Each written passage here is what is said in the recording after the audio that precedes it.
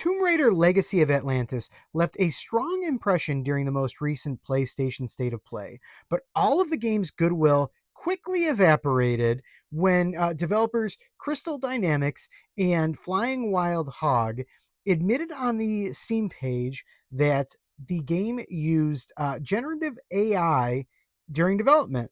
The disclaimer quickly noted that all of the AI created assets were quickly replaced by those created by humans. But the topic of AI has really caused a lot of frustration with a lot of people, and rightfully so. The idea of basically recycled things being inserted into a game without proper credit is not sitting right with anybody, no matter how many developers want to shove it into titles. We're seeing it with Epic Games with Fortnite.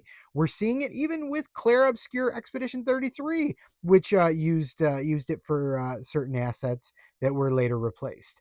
So basically, all of the enthusiasm seems to be kind of going away for the new Tomb Raider game. Now there's this black cloud kind of hanging over it. And it's just so baffling to me why developers think that gamers are just going to get over this. And they're not. Now, obviously, in the case of Clair Obscure Expedition 33, people did get over it and they got over it quickly.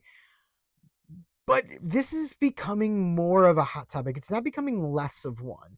Um, and honestly, I think that's a good thing. The ideal scenario for a lot of these developers is that they're going to replace jobs using AI.